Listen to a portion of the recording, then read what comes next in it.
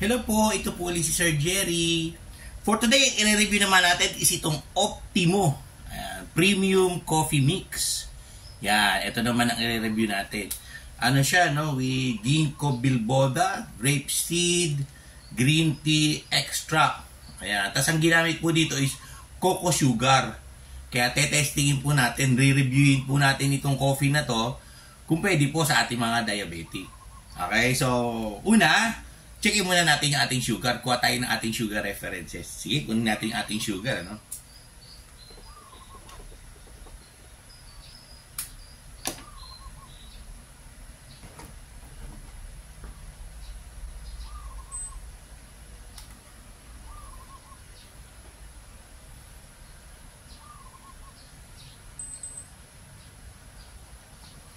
Ayun, ano?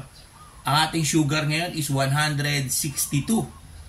Yeah, 162 yung ating sugar. Ito po yung magiging basis natin bago tayo kumuha, no, o minom nitong Optimo Premium Coffee Mix. Sige, testingin po natin ito, no? First time ko lang pong iinom to, ha. Ito po ay nabili ko rin sa Mercury Drug. Yeah. Ngayon lang di tayo makakatikim nitong coffee na to, itong brand ng coffee na to.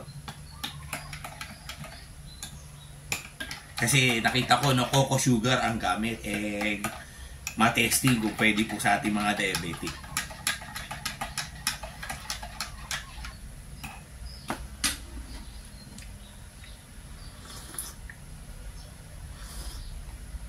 Okay, so maganda po yung pagkaka-brew niya. Masarap yung, yung lasa niya, no? Hindi naman mapait, hindi rin naman po matabang. Masarap po yung lasa niya. Okay, so ubusin ko lang po muna ito. After 1 hour, balik po tayo. Checkin ulit natin yung aking sugar.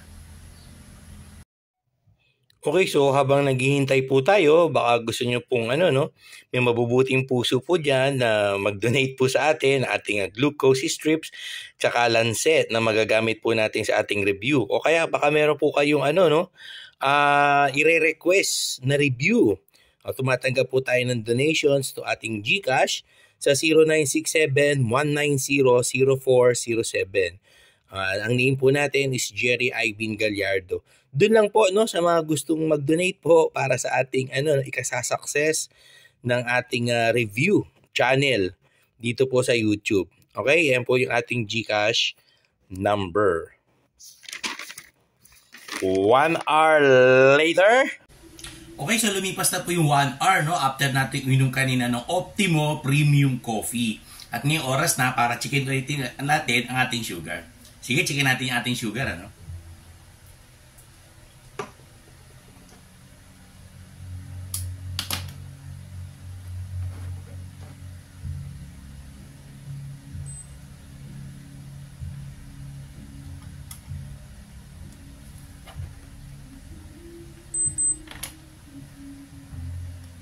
Ayun, ano? Kanina po ay 162 ang ating sugar. Ngayon naman po is 158. So bumaba po yung ating sugar level nung uminom tayo ng coffee na yun. Bumaba po ng 4, no, yung ating sugar level kasi 158. Ayan, no? So, okay pala yung coffee na yun. So, ang review po natin sa Optimo Premium Coffee, dahil nga cocoa sugar yung ginamit niya, pwede pala sa ating mga diabetic. Diba? So, review, okay. Ayos po siya para sa ating mga diabetic. Sige, no? Salamat po. Hanggang sa susunod na video. Ito po ulit si Sir Jerry.